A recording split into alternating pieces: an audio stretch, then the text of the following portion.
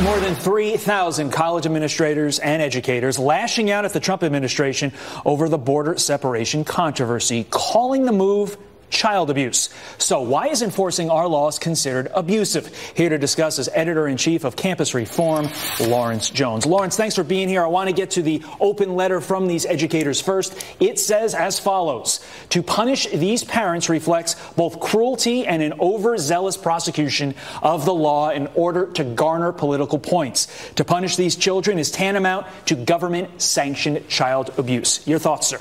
Well, I wish these same professors would have been active when the war on drugs were decimating my community and those kids were separated from their parents. The bottom line is this: there's a lot of laws that I don't like in this country. Either you can work to reform the system or you can complain on the sideline. And that's what these professors are doing. I just wish they would be a little bit more consistent on what they find is legal and not legal, and people that are advocating for their children. Because a lot of people in my community would say, hey, when they were selling drugs in the community, they were just trying to provide for their family as well. But there was no backlash on that. Is there an implicit attack on what is actually being done to the children at the border, saying like the care that's being provided is tantamount to child abuse? Do you get that sense?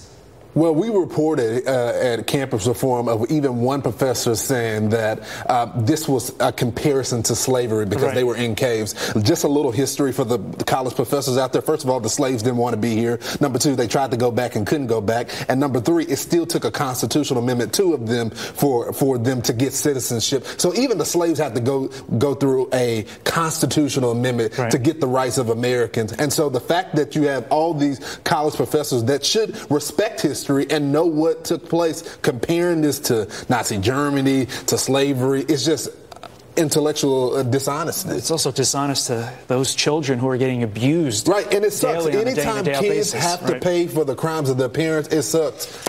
Let's have a little bit of fun with this one. As a former valedictorian myself, I take offense to this. No more GPA, no more class rankings at a Virginia high school.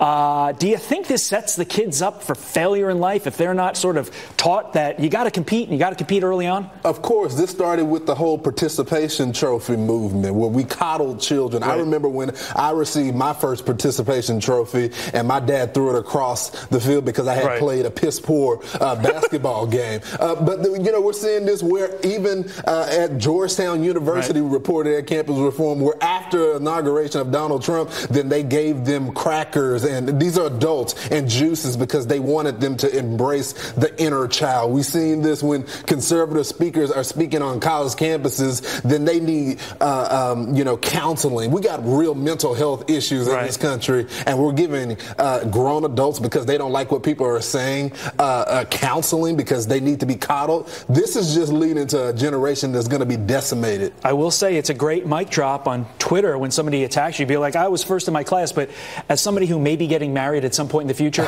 don't use it with your wife. It ends up with you on the couch. Not a good decision. Lawrence, as always, appreciate it. Thank you, sir. All right.